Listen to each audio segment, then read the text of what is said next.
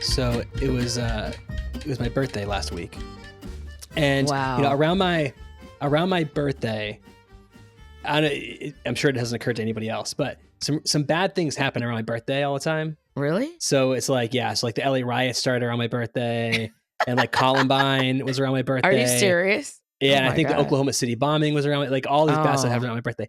But I found out this year the worst thing possible is on the day of my birthday. Oh my God. What is that? I share a birthday with Candace Owens. Oh. Ooh, that's painful. That's painful. That's the biggest disaster of them all. That's that is painful. just. I think you and her have a lot in common. I think so. I think so. We should make a chart. I'm going to make a chart for your birthday next year.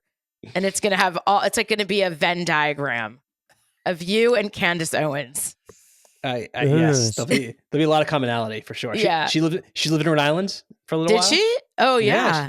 Yeah. So yeah, lots of commonalities. She's really. Do you guys hear about her in Israel? Well, I guess we should introduce our guest. Yeah, that's okay. The answer is, if you're on X, you do. And yes, I'm on X way too much. It's very aggravating. I know. But in better news, we have our first return guest, sort of the Steve Martin of edJEWcation, if you will. Shalom Lamm from Operation Benjamin is joining us for a second go around. Yes. I'm very honored, guys. I'm super honored. Really, I'm flattered and honored, and just want to make sure I stay focused. It's not me, it's the mission. We have a great mission, and that's what sells. Absolutely. Shalom, if I could give you one piece of advice in my life, is that you should pray that Jay becomes a multi-billionaire, because he is obsessed with your program. And if he was rich, he would fund the whole thing. He is obsessed with what you're doing. He's your biggest fan. Well, Jay, you got to come on one of our missions. Then we'll really blow your mind. The descriptions are great, but being there is just insane. It's insane. I would love to. I would love to be at one of your events. So Let's make it happen. Let's make it happen. For sure. Good. Absolutely. Good deal. Now, on a separate note, if you could just pray for me becoming a billionaire in general, regardless of who gets the money, that would be much appreciated as well. Who can this? That's okay. Exactly. Whatever. Anyway, baby's got to eat, right? Yeah. So the reason that we invited Shalom back on is because he had another exciting what do you call it? Events, unveilings, missions. Yeah. Okay. And he's got more coming up, so we wanted to talk to him about those things. So, for those of you who are longtime listeners, you might remember that Shalom was on. I had to look it up last August to talk about the mission he had in Normandy for Lieutenant Nathan Baskind. And so, I guess actually, let's take a step back, because I assume everyone listened to all of our episodes, but we might have some new listeners. That's so true. Before we get too far ahead of ourselves, Shalom, could you just talk a little bit about Operation Benjamin and what the project is? Sure. Most people don't know that hundreds of U.S. Jewish soldiers in World War I and World War II who were buried overseas, died in the war and buried overseas, were accidentally, with one exception, buried under Latin crosses instead of Stars of David. And just to drive that home, one soldier whose headstone we're going to be changing next week, from a Latin cross to a Star of David in front of his family and 60 guests who are coming from America. A fellow named Ben-Zion Bernstein. I mean, a name like that is like Schwartz Goldberg. And imagine seeing the name Ben-Zion Bernstein, who was a heroic character, and his name is etched on a cross. Nothing against crosses. It's a noble symbol in all of these cemeteries. These are heroes who died as Christian Americans. That's great.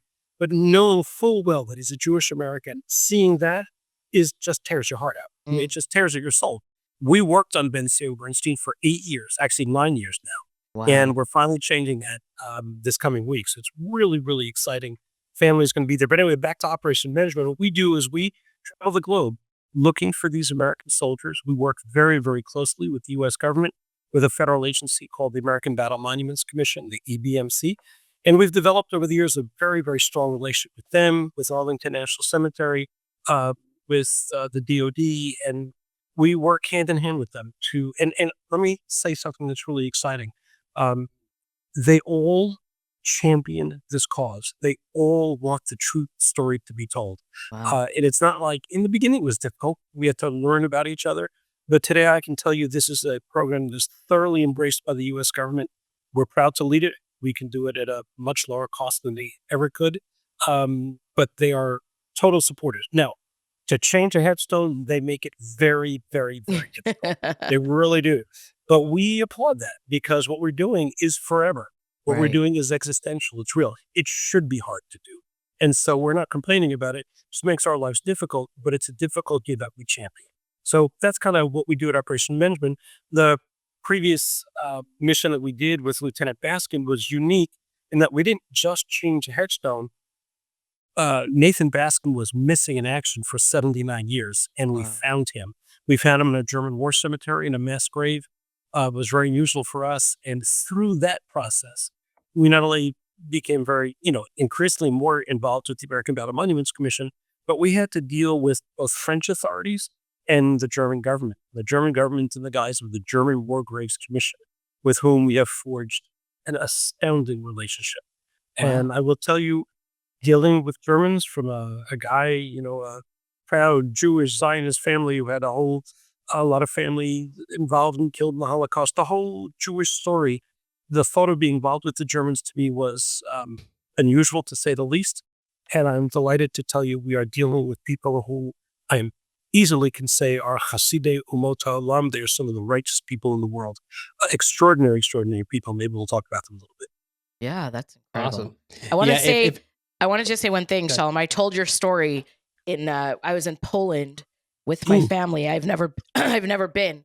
And I went with my parents and my siblings in November, and we went to my Amazing. grandmother's hometown, which is called Skej. And this Jewish cemetery there is locked up, and all the headstones have been destroyed, except there was a pile of headstones in the corner of this cemetery. My brothers, we all climbed over the wall, and my brothers undid the pile. We moved all the headstones and lined them up because these are Jewish, it's just tragic to think It's about heartbreaking. that. I know. And thinking about my great grandparents going to that cemetery to visit their parents or whatever. And so we were talking about you and what you're doing over there in Skej. I know. My So- ears were burning. Yeah. Thank you.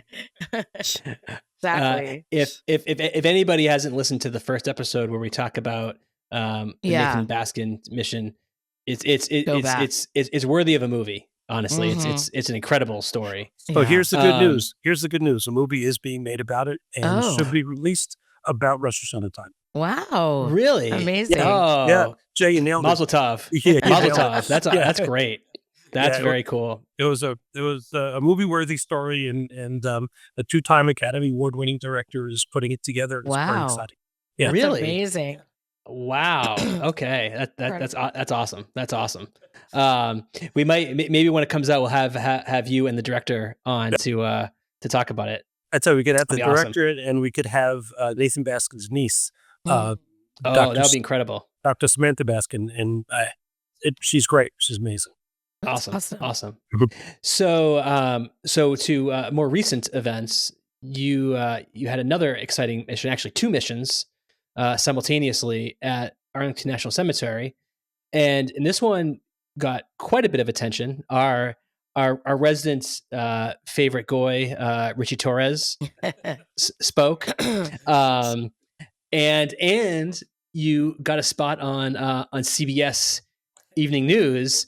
And I didn't realize that you had to slum to join us for this. That you're so big time. You're on national news now. But I'll tell you the most we- important thing. I got Smifa from CBS News because Yeah. they called me Rabbi Shalom Lamm, and so that's great. That's funny.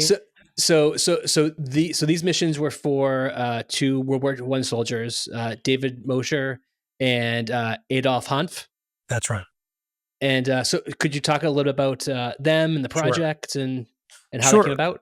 So this mission for us was unique in 2 respects. One is there were World War I soldiers. There are our first 2 World War I soldiers whose headstones we replaced. And the second thing that was unique, it was the first time we had done an event at Arlington National Cemetery. There's a reason we don't do events in the United States.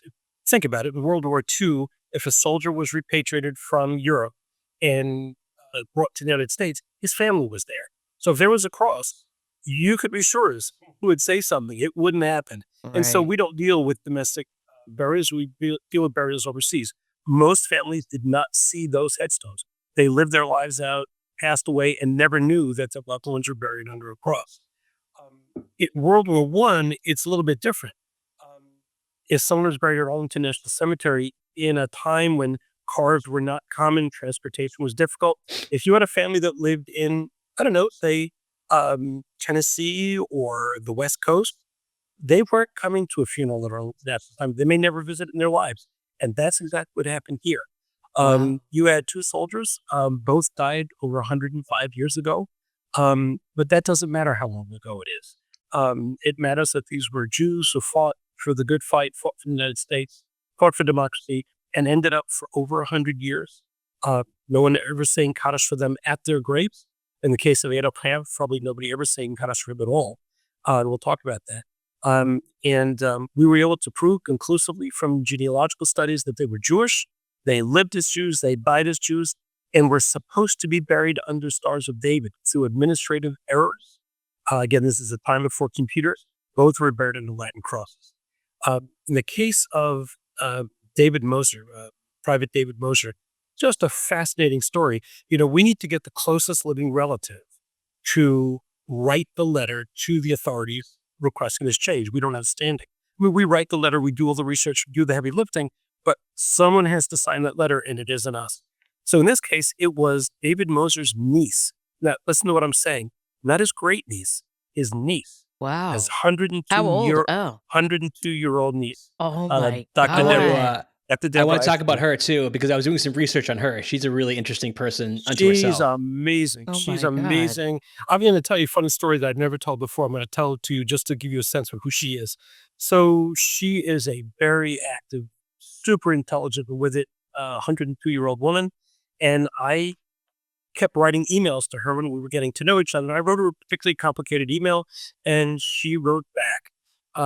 And at the end, she said this email. She says, "By the way, I call you Shalom, please call me Deborah." So I wrote back, "Dear Dr. Eiferman, if I call you Deborah, my mother will kill me.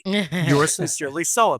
So she wrote back, "Don't risk an early death. Thanks." So that's what drives her. She's amazing. Adorable. She's delightful. She's wonderful. And she spoke magnificently at this. I mean, Richie Charles is amazing. We all love him to death, and he's a great speaker, but she stole the show. When I Wow. spoke, I didn't need to because she was there. She was amazing. So it was her uncle who Her was uncle. killed in World War I. Correct. Oh my Correct. God. It's really pretty She astounding. is Wow. she is the oldest living graduate of the Flatbush Yeshiva. Correct. She Oh, graduated- really? Third she graduating graduated- class. She graduated in 1936. Oh my gosh. Yeah. Now there's more to the story that's really, really, really unbelievable. And let me paint a picture for you that's just really astounding. Yes. So her uncle dies in World War I, and she's in the third graduating class. And in sixth grade, wouldn't you know it, she had a boyfriend in sixth grade who was a classmate whose name was Jerry, and Jerry Robbins. And Deborah and Jerry were an item, and through high school they were an item. And as they grew up, they stayed an item. They were childhood sweethearts. And she ended up going to college, and he went to college. He went to Yeshiva University. Yeshiva University, and then was called Yeshiva College class of 1944. Well, in 1943, remember, he was a graduating senior. Once you're a junior, a graduating senior, he had an exemption from the fight. But like many, many people, he did not feel comfortable sitting it out. So in 1943, he says to the love of his life, Deborah, he says, "Listen, I have an exemption. I can't do it. I need to be in this fight. I need to be counted amongst the Jews who are fighting this war, the American Jews who are fighting this war." So he left Yeshiva University in his senior year and joined the fight. Before he went off to war, they got engaged. And it was Deborah and Jerry, and they were going to plan this great life together. And he was killed in World War II right outside Cherbourg, France. There was a disaster called the Leopoldville troop ship disaster. Hundreds and hundreds and hundreds of U.S. troops were killed, including Jerry. So she lost her uncle in World War I Oh my and her God. fiance in World War II. Oh my God. Subsequent to that, she met a wonderful man named Irving Eiferman, and they had a 64-year marriage, 3 Wow. kids, a wonderful life together. And then just a few months ago, um, uh, Irving Eiferman died a number of years ago. And then a couple months ago, they found a box containing 256 letters and essays from Jerry Robbins to Deborah Eiferman. No. And we Oh hope my God. and we hoped he was a great writer, and we hope to be publishing that in a book. That's And, incredible. yeah, so these That's- stories that's- are What a just beautiful extraordinary. story. That's what I'll close this. I'm getting Wow. Jerusalem Sunshine here. The What a painting- beautiful painting present. story. Oh my It's an God. amazing story. That's incredible. It's amazing. That's incredible. So So was let me- her uncle married or have children before he was killed in World War I, or he was No, just a he was- young he was a a young young- soldier? Oh. her baby uncle, as she called Oh. him. And yeah, it was a young man. He fought in some of the great battles of World War I, and believe it or not, actually died with the Spanish flu as part of the Oh. occupation force in Germany. Oh my gosh. And so it's Oh. really a tragic story. Let me transition to Adolf Hanf. Adolf Hanf is really himself an incredible story. He was from Russia. He came with his brother, the only two of the Hanf family to immigrate to the United States. And we were able to trace that family for quite some time. But in World War II, the vast majority of that family disappears. They get swallowed by World War II. They never leave Russia, and they're never heard from again. There's absolutely no trace. We've done very extensive studies. There was one brother who ended up in Poland. He dies childless in 1965. And that's the end of the family. There are no relatives. So we had a real problem. We knew he was Jewish. We knew he was buried incorrectly. We knew that Arlington intended to bury him as a Jew. We have that paperwork from 1920. But for whatever crazy administrative reason, it never happened. So we went to the leadership of the Arlington National Cemetery. We said, listen, we know the rule as well as anybody. You need the closest living relative. And we did this in conjunction with the ABMC, leadership of the ABMC and Arlington National Cemetery. And we made the same case to them that we now have established credibility. We will find World War I soldiers who have no family. We'd like to get a waiver of the rule and allow us to stand in for those families. And both the ABMC and Arlington National Cemetery granted that waiver, which is, I can't tell you how extraordinary it is of them to do this. They understood the historical reality. And we were able to stand in for the family of Adolf Hanf and change that headstone on the same day. The Eiferman family, the family of David Moser, they agreed to do it on the same day and sort of share the glory of the moment, knowing that he had no family. Right. So Deborah Eiferman, as she said during the speech, "You are not alone. I am here for you." Oh my gosh. And it was a Wow. very powerful moment. Very Oh powerful. my gosh. That's So- unbelievable. That was really powerful. Wow. So, and how did you get Richie Torres involved? The Did you good news just- is we really appreciate Deborah Eiferman lives in Riverdale, and he is their Ah. congressman. Okay. So it made sense. And I want to point out there were other Congress people there who were amazing. Yeah. I mean, Debbie Wasserman Schultz was Oh, there. good. She was amazing. She was Yeah. great. Laura Gillen was there as a new congressman. She was Oh, great. good. And then we had the Secretary of the Veterans Administration, Doug Oh. Collins. I mean, Oh, really? amazing. And let Wow. me tell you something that Wow. was astounded. We get a call from the chief of staff of Doug Collins' office, and he said, sure, we'd love to come. It's a very important event. Do you know that Doug Collins is an Air Force chaplain, a Christian Air Force chaplain? Is there any way he can participate in the ceremony? Well, that Wow. was so moving. So he read Kel Molly Rachman in English. Oh, And that's really nice. I was astounding. Wow. Astounding. Debbie Wow. Wasserman Schultz did Tehillim in Hebrew. I mean, Wow. you can't make this up. These are Right. Wow. just amazing events, very touching, very moving. And, as much dislocation and difficulty as there is in the country now, I have to say it's filled with extraordinary people. The bad people make the noise. The good people are there. And we need to recognize that. It's a beautiful thought, actually. It's true. Absolutely. true. Absolutely. So you have a couple of others now coming up. Do you want to talk about those missions? Sure. So you caught me in a really busy week, leaving on Sunday morning for Italy. It's our first mission to Italy. We've done a lot of countries, but Italy's new for us. People should know that after America won, I shouldn't say America and the Allies defeated the Germans in North Africa, they transitioned to Italy. Very important move to divert attention from the German forces to get them away from France because it was an invasion going to happen in France. So they transitioned to Italy and defeated the Germans in Italy and defeated the Germans and the Italians. A lot of hard fought battles. As you know, Italy has a lot of mountainous regions. Those are very, very difficult conditions on which to be an attacking force. And we're doing 3 soldiers, 2 at the Sicily, Rome American Cemetery, and 1 at Florence American Cemetery. Each one unique soldier, really heroic stories, and just so exciting. So exciting. So it's going to be new for us. Involves a lot of planning. We have 78 people coming from America to join us, which is really absolutely unbelievable. And let's give a shout out to those people. They're spending their own money and time to go to witness this for people they never met, never heard of before 2 months ago. Again, people are good. People want to say thank you and want to almost apologize, if you will, to guys who for 80 years, I think we're not perfectly at rest, and we're going to get that done. And so that's what we're doing. It's really cool. I heard that's incredible. I heard a story on last week was Yom HaZikaron, the Memorial Day in Israel. And so I went to a service here, and one of the rabbis told a story that was so beautiful. And I'll tell it quickly, but it was a class in Israel. You know, they have recruiters come to the high schoolers to get them excited about joining the army. And he said this class was just not inspired, not excited. This is many years ago.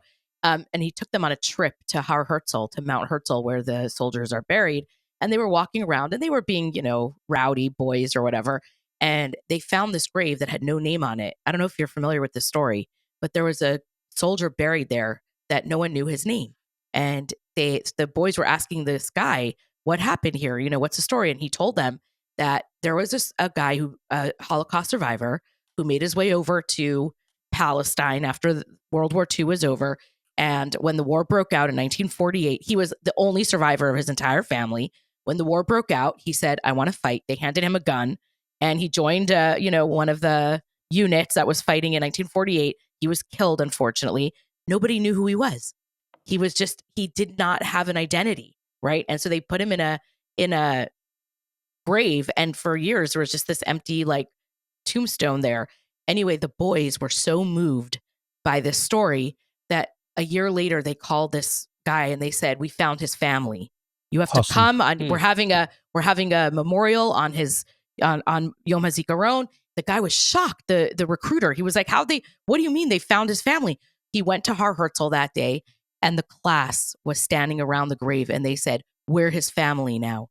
And every single year since then, this group of boys go and they visit him and they, say Kaddish and whatever around his grave. I just thought that was such a powerful story about what it means to be part of Klal Yisrael, to be part of the Jewish people. It means that we are a family and we take care of each other even after death, right? We don't let anyone, absolutely. That's a great story. Alone. I know. It's a beautiful story. I will tell you, there's an organization we work with from time to time. We're still very fellow with them. I think it's called Vatei Panim LaChayalim, which deals with soldiers about whom almost nothing is known. Right. And it's a very similar story to that. We deal with them, and they're wonderful people. Every Yom HaZikaron on the tombstones of these soldiers about whom they either know nothing or very, very little, they place an index card and ask you if you know anything about the soldier. They give you a number to call. And there is a whole section at Har Herzl of soldiers who were the last of the line in their families. Yeah. Mostly Holocaust survivors who came over and fought in 1948. It's a whole section, and it's in the shape of a house. This is their home. And it's really moving. It's really moving. It's crazy. I know. Yeah, it's amazing. It's interesting, Jade. Did you grow up I'm just curious because we grew up differently, and even though we're both Jewish, but very different backgrounds. And I'm, as a Hasidic Chabadnik, I mean, we went to graves all the time. I mean, I thought when I went to Israel the first few times, I didn't know there were other things to do in Israel besides visit cemeteries. That's all I had never been to Tel Aviv until I was an adult. And I thought all you do is go to grave. Was that a concept that you grew up with, or is that something that we would go, on Father's Day or Mother's Day or birthdays or that sort of thing. I don't think it was exactly the same religious Right. religious draw that you guys have. Yeah. I can say for me, we've talked about this, that I don't have the same connection to cemeteries as I think you Right. do, just emotionally. But that said, I will say that as a memorial for the person's life, I think it's I think it's important. So I think these ceremonies that Operation Benjamin does, and obviously funerals, I think, to me, more as a memorial to how the person lived, I think is really important. So the continuous going back and visiting, I don't think has the same resonance with me, but certainly the ceremony of the celebration of life, I think is very important. Yeah. Well, I can make you feel guilty in a second if you want.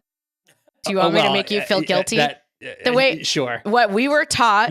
That's easy.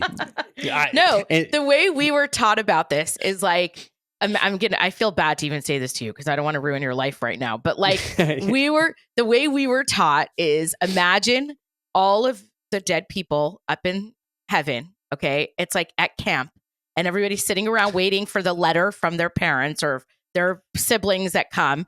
And when somebody shows up at their grave and says a chapter of Psalms or leaves a stone, that was like they got a letter and that they were acknowledged. And imagine that your dead relatives are just sitting there waiting for you, and no one's ever coming. So, Jay, yeah. I now I have to now. I have something else to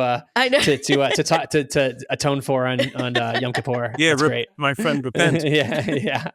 I'm just passing along my traumatizing education to you. That's all I'm saying. Much appreciated. But it's I think it's great that you're doing these headstones in Italy. So special. And did all three of these individuals, did they all come about the same way or at the same time, or how did that? So really happen? Fascinating. These are three soldiers who have three totally different stories, and we don't have enough time to go through all of them. I'd love to, and they're so moving. They're amazing. But one of them, I'll just give you an example. One, Ben Steven Bernstein. Again, this one we worked on for 9 years. He was our first soldier, and it's only happening now. He was in what would now be known as the Green Berets. It was called the Devil's Brigade. It was a joint venture between the Canadians and the Americans.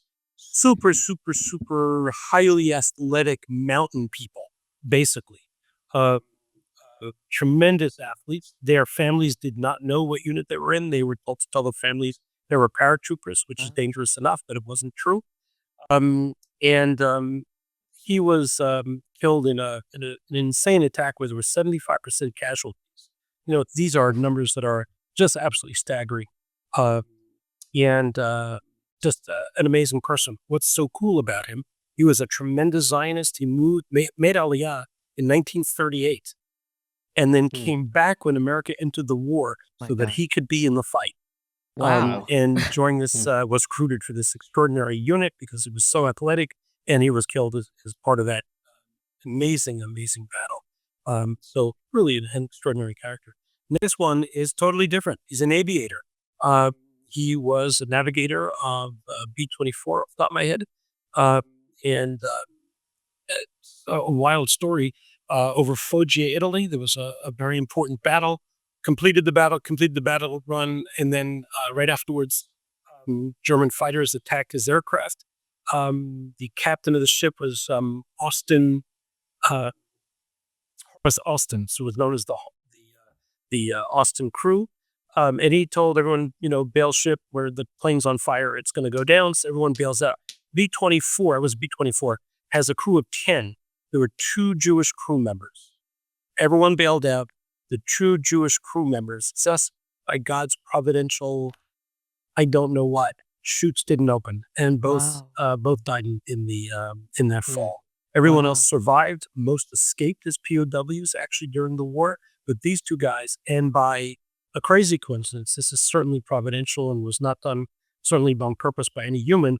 They're buried 9 feet from each other in the same Wow. cemetery. Wow. So what we're going to do is we're going to change the headstone on the first Jewish guy, Paul Singer, the second lieutenant Paul Singer, and then we're going to walk 9 feet away and to second lieutenant Sheldon Fender, and we're going to do a memorial service there. We do know that family has never visited, Wow. and we're going to go there and say Kaddish with a minion for the first time That's in so 80 some odd years. So Ugh. that's a pretty extraordinary story. And the third amazing. one, totally different, was Private First Class Frank Kersinger. Kersinger's story is amazing. He grew up in Germany. His family fled Germany in 1938. He ended up in Colorado and then turned around and joined the army.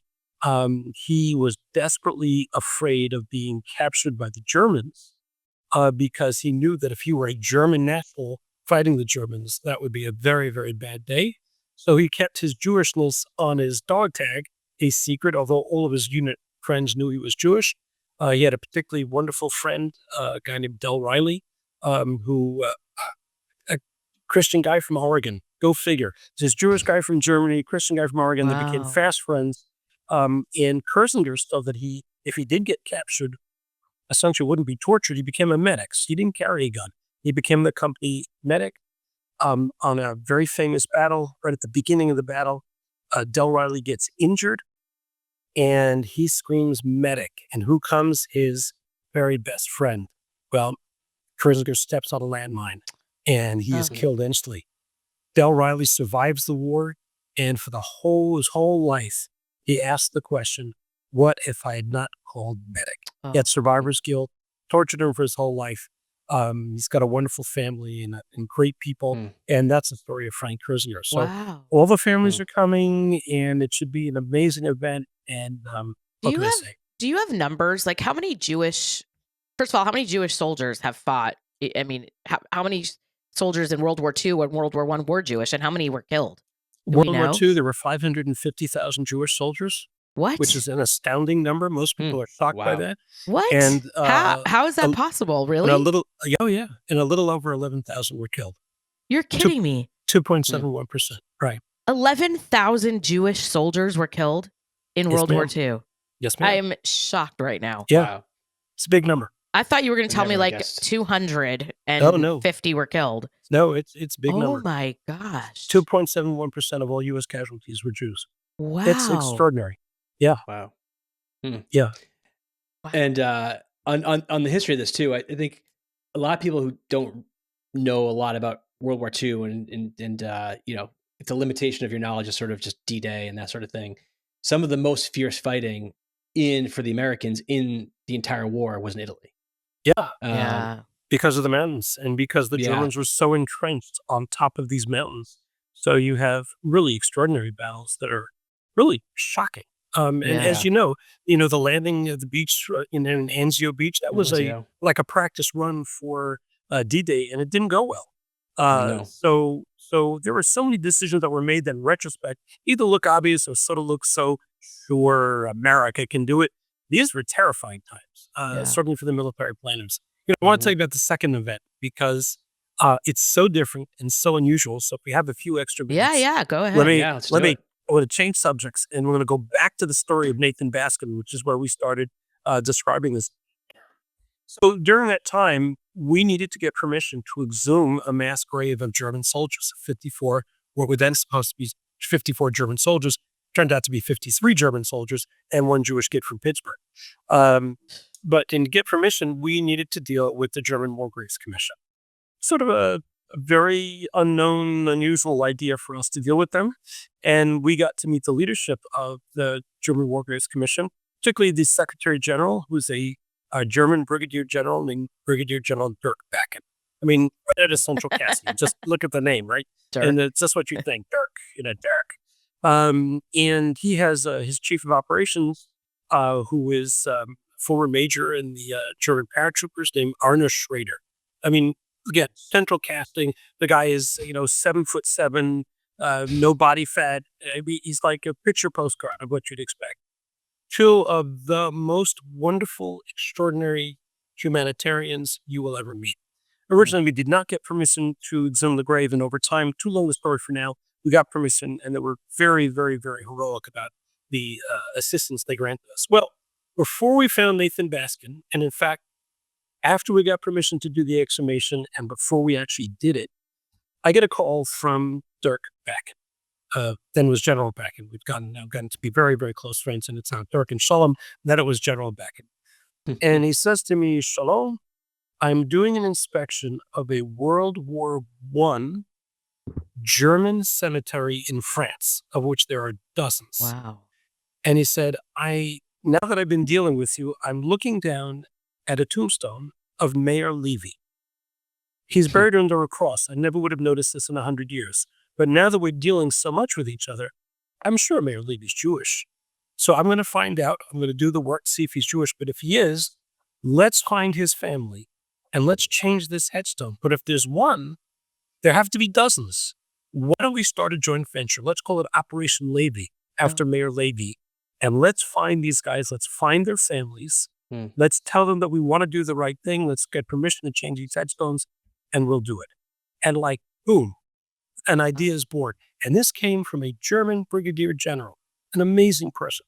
So I said, General Bakken, that's incredible. What is your team and our genealogists? Let's try to figure out how many we're talking about. Well, it took us a couple of weeks, and we found the exact number. It's 1,100. What? 1,100. Wow. So we've started this joint venture. Are you serious? We intend to do as many as humanly possible. And we're doing the week after Italy. We're going straight from Italy to France, where we will do the inaugural event to change the headstone of Mayor Levi. Wow. His family is coming. 4 members of the family. We found them in Phoenix, Arizona. Oh, they are coming. And then we're going to change another 6 headstones. And we're going to do 6 or 7 in that week. And families, more than half of them are coming. 10 members of one family. It should be the mind-blowing experience. And so they've been buried in France, in a German military World War I military cemetery. And there's 11 Jews there that need to be. No, 1,100. 1,100. Sorry. 1,100. Yeah, I'm very bad at math. Jews. Yeah, well, 1,100. 1,100. Wow. Oh my God. That's crazy. This project will take a long time, but the fact that we've been able to find all of the families so far, and it's amazing. That's amazing. So wow. Has this given you another? I know this has given you like a whole new. I mean, I don't know you. You're not my best friend, although I feel like we will be. But I feel like this has given you a whole new life. I mean, is this like your? It's mind-boggling. Yeah. I've never worked so hard, been paid so little, and been so happy. That's good Jewish nonprofit work. That's it is good the Jewish tagline. nonprofit work. For sure. Tagline. Absolutely. Do you have any idea? Wait, I have a question about the Vietnam War. Do you have any idea about the number of Jewish soldiers who fought in Vietnam and how many were killed? I do we not. know? No, I do not. My knowledge stops at World War II. Yeah. Which is sort of embarrassing. We don't know a lot about the war, et cetera, but we just haven't been there. And I just want to assure everybody there are no Americans buried in Vietnam that are known. After the World War II, all soldiers were repatriated back to the United States. So I see. No American soldiers in Korea, none in Vietnam, none anywhere else. Oh, okay. All were repatriated. So it stopped. This being buried overseas stopped after World War II. Right. Okay. And what about like Civil War? Because you know a lot about the Civil War, I remember. I do. So Civil War headstones did not have religious designations on them. Okay. But we do know the number of Jews who fought both on the North and the South. And it was a big number. Really? Yeah. I mean, there weren't that many Jews in the United States at that point. There were, about 150,000 Jews. But you had about 10,000 fought for the Union, about 13,000, 12,000 fought for the South. Wow. And Jews fought where they were. It wasn't ideological at that point. Northerners fought on the North, Southerners fought on the South. Obviously, there's some crossover. But the only Jewish Civil War cemetery is actually in Richmond, Virginia, and that's a Confederate cemetery, Jewish cemetery in Richmond. It's really an amazing place to visit. Wow. Yeah, really fascinating. What about the Black Hawk War? No, I'm just kidding. Oh my God! Let's cover all the American wars and see how many Jews fought. Yeah. Good. Oh my God, that's funny. So that's what we're up to. That's incredible. That's incredible. all. I can't believe that's all you have going on. Well, let me add one just for the goof. Oh, while I have good. you, and then I'm going to let you go. So it turns out that we have found, and I believe this is all of them, 2 World War II soldiers who were killed in combat in World War II are actually buried in Israel.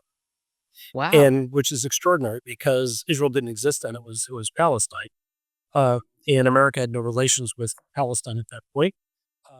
And there are 2 World War II soldiers who are buried. One is in Kibbutz Tirat Tzvi. He was the only Orthodox chaplain, rabbi, Yeshiva University graduate, who was killed in action, killed in Algeria in a plane crash. He's buried at Kibbutz Tirat Tzvi. And the other one is an extraordinary soldier. It was a D-Day soldier who landed on the same beach, Utah Beach, with Nathan Baskin, Wow. who then went 17 days later, and like Nathan Baskin, to the Battle of Sherbert, was killed on the same day as Nathan Baskin, in the same sector as Nathan Baskin. Nathan Baskin then goes missing for 79 years, and our soldier gets repatriated to the United States, and then on the next ship gets shipped off to Palestine, where he's buried in Jerusalem. We discovered that grave about a year ago, and we're working with the family. It's in a terrible condition. We're working with the family to completely redo it, and we're going to have a rededication, hopefully this summer, at the end of the summer, of this World War II Utah Beach soldier Wow. in Jerusalem. It's Oh incredible. my God. That's Yeah, so incredible. That's incredible. So stay tuned. Yeah. Wait, Wow. okay, while I have you here, I'm sorry to change subjects. A very sharp right turn, but I am currently, I think I told you this last time, but I'm currently a graduate student at Revel at Yeshiva University.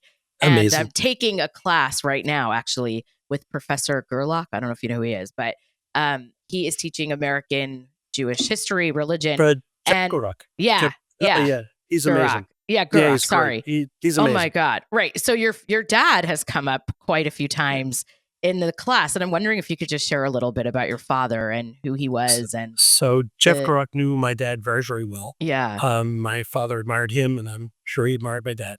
So my father was Rabbi Dr. Norman Lamm. I could speak about him for hours. His yard site is actually coming up. His fifth yard site is coming up soon. Oh, wow. And my mom and my dad were an amazing team. They were married for 68 years, and they died very close to each other. They died 46 days apart. Wow. So they were really never apart for an anniversary. A Wow. lot of poetry there because they had a 68-year love affair. They adored each other. It was very obvious, and it was an extraordinary privilege to grow up in that family. We had a front seat to Jewish history. Yeah. And we remind ourselves, the kids, all the time, that we did nothing to deserve this. It happened to us. It's nothing that we deserved. It's nothing that we earned. We just got so lucky. They were amazing parents, and they were amazing public figures. Yeah. My father was a builder, in a sense. He was a scholar more than anything. But he was one of those rare people who was able to transition from scholar to builder very, very, very effectively. When he was raised to the helm of YU, became the president, there was $63 million, I think the numbers, in short-term debt, and they were at the very edge of bankruptcy. And when he left, they had a massive endowment and successfully increased the academic standards of the school. And it was really a golden age, really a golden age. How was he? I don't know where to start. He was a scholar of immense proportions. His knowledge was so vast on every conceivable subject. And he had a phenomenal sense of humor. And I think one of the most important things to know about him is he was attacked mercilessly by the right and the left because his path was modern orthodoxy, which he believed in as lachatchila, as a good thing, is not as a sort of not of a bad compromise. This to him was a proper path of the many proper paths to God, but certainly a totally legitimate and wonderful one, and although a difficult one that had many challenges. But he never answered his critics in kind. Never. People said the most horrific things, both on the right and the left. And it was his policy not to answer with vituperation. It just wasn't his way. His way was to do the positive thing. And he was the most extraordinary person I've ever met. Wow. He didn't require sleep. So we have a joke in the family. There was never a wasted moment. Nothing was wasted. When he was at lunch, he was doing crossword puzzles. When he was, Wow. there was never a wasted second. He was always learning, always studying. On an airplane, he'd be learning grammar the whole time. But he didn't lord it over you. He was such a gentle soul.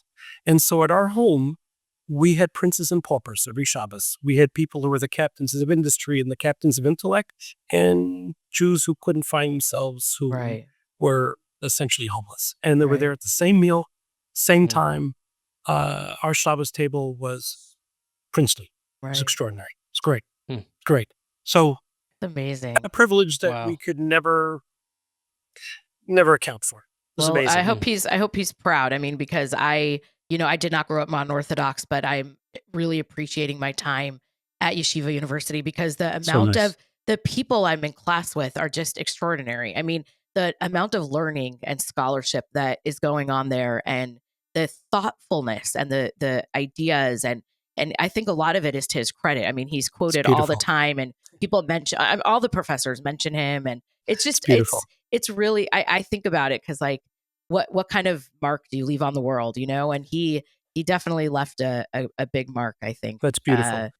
Through the yeshiva. So it's great. Anyway, modern Orthodoxy, when done right, and that's the caveat. It's really it's really impressive. I mean, I sit in class with women who are getting their PhD in Talmud. I literally, and I'm astounded. And these are women who are wearing head coverings and who are completely Orthodox, and they're getting their doctorates in Talmud and in Tanakh, and I can't say enough about it. It's just, it's. I mean, my dad had a chavrusa, a learning partner with many of his grandchildren. And one of them for sure was my son, which is great.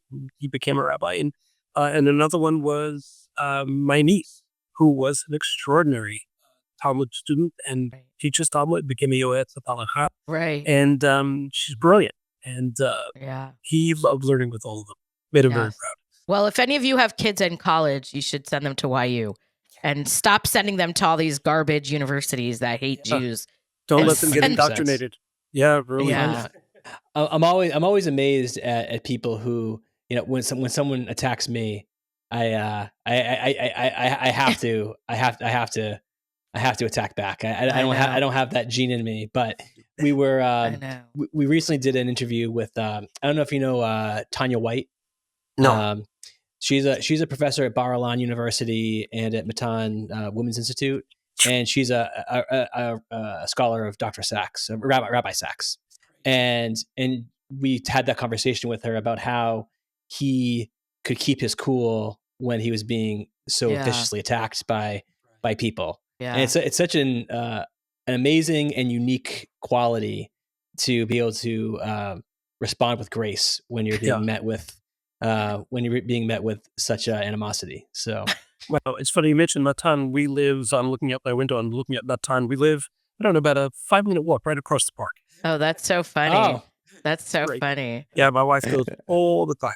Really? Oh, very nice. That's very so cool. Very nice. She's a great. Dr. White is amazing. Also, yes, incredible. Yeah. It's great. So, well, thank you very much for joining us again, Shalom. Yes, and, thank you guys. I feel so privileged getting a second round. I hope I didn't ramble. Thank you. No, it was great. No, it was great. And, well, you might get a third round when the movie. No, we have to do we should do a screening of the movie, and you should come here come to Long Beach, idea. California. Yes, and we can do a screening at the JCC and get all the community out. And guys, consider that's it a great idea. That's a great idea. We should definitely do that. Yeah, absolutely. That's a dig. I didn't invite you, Jay, but I did invite Shalom. So I have a way of crashing parties. So that's fine. Thank you, Shalom. Well, thanks, Shalom. Safe travels. Yeah. Thanks, William. Be well. Bye-bye. Thanks. Bye.